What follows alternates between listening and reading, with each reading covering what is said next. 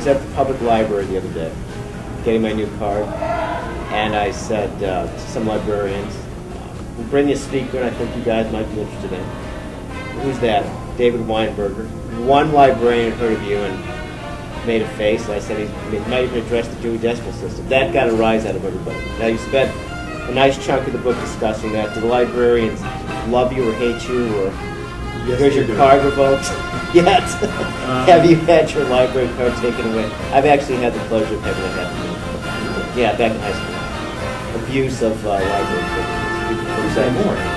I actually had 2 cards in 2 different games, New College, and I liked reading so much that I would have give one to a friend of mine, and I'd read one myself. Would exceed the limit, and they finally had the embarrassing moment of my mother, see my mother trouncing into the library with 2 handle bags full of books. So, reading too much. That's your reading too much. English major, kicked out of the library. So do they love you or hate you? Well, so I've talked with lots and lots of librarians, both before and certainly since writing the book. Librarians it's an industry, it's a field that is in crisis. As every form of authority and every type of organization that has value because it's either filtering or categorizing and organizing information for us is in crisis, because as we digitize information, the need for filtering at least changes. It may not go away. I think in many cases it does go away, but for centralized filtering by experts. Their value is at least diminished frequently, and likewise for coming up with these set of categories by which we're going to arrange things. You have to do that with real world stuff, with physical stuff, but digital stuff, it's just, why would you want to arrange things only one way? You want to arrange things as many ways as make sense to people. So, we know record industry is in crisis, an advanced crisis. Hollywood is heading towards one. The book industry, with Amazon's Kindle coming out, and book readers coming out, they are heading towards exactly this. And likewise for librarians, education and politics. The media, all these industries are in crisis. We're in a really big state of flux. Yes, and the state of flux has some bad things about it, and it has some fantastic things, and we don't actually yet know which are which. In some cases we do, right? But it's way too early. We're in a cultural change. It's way too early to say that, for example, the wide availability of information that's generated that this is a disaster. We don't know it's a disaster. It doesn't feel like a disaster. Maybe it will be, but it's too early to tell. Our values are changing, and thus our ability to decide what's good and bad in this flux is also an issue. So, some librarians hate what I've heard. They hate the web. It's like you're tearing up their library science Bible. I'm not doing anything, right? This is simply putting ideas out, right? So, but nevertheless, yeah, absolutely. Well, somebody has to be the scapegoat for this aim. I'm fair game. I've been writing about it, and I'm generally quite positive about the changes that are happening. So that's fine. They're not focusing on me. So, but there are librarians who think that blogs are a disaster. That this is anybody now can yap and say whatever they want. But there are lots and lots of librarians who think that blogs and the rest of the changes that are happening are helping them to achieve the very thing that they have dedicated their lives to. I mean, librarians are not in it for the money. No. Right? I only wish that we had a culture in which that might be the case. They're not in it for the money. Quite frequently, they're in it for the same sorts of reasons that newspaper reporters become reporters, which you can't do. Usually it's not for the big bucks. It's because they see a connection between knowledge and democracy. They think if we know more, and I share this profoundly, this belief, if we know more, we'll be better citizens. Our culture and our government will work better. So there are lots of librarians who see the connectedness that the internet brings, the connectedness of ideas, idea to idea, and person to person, as profoundly liberating, as a deep revolution that enables democracy to move forward better.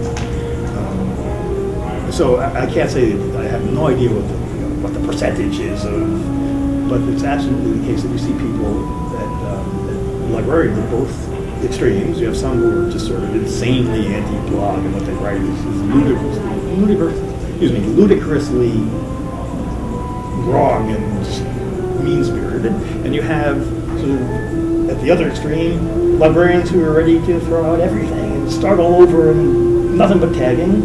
I'm not sure how much there is in the middle, but there's sort of lots of sensible people working on both sides of it. So it's a really interesting time. You can ask yourself, if you're a new town somehow and you have a budget to spend, how much would you spend on the library, filling it with books at this point? And what would you do in that library? Would you fill it with books? I don't. I think that's actually a really hard question to answer at this point. Well, I'll tell you, we have a guy coming tomorrow. He's a reporter for the Sun-Times. His wife's a librarian, and he stopped me in the street, and he said, I saw that you've got Weinberger coming in, and my wife tells me, he said, can I get a ticket for my wife? I said, well, of course. I would say it depends, but please. Yeah, of course you can. And said she's a librarian, and she read the book, and it changed her life, and it's the first book that's talked to librarians or about librarians. To the best of my knowledge, unless I missed some, wasn't sure where this was going. Missed some Agatha Christie novel or something about death in the stacks.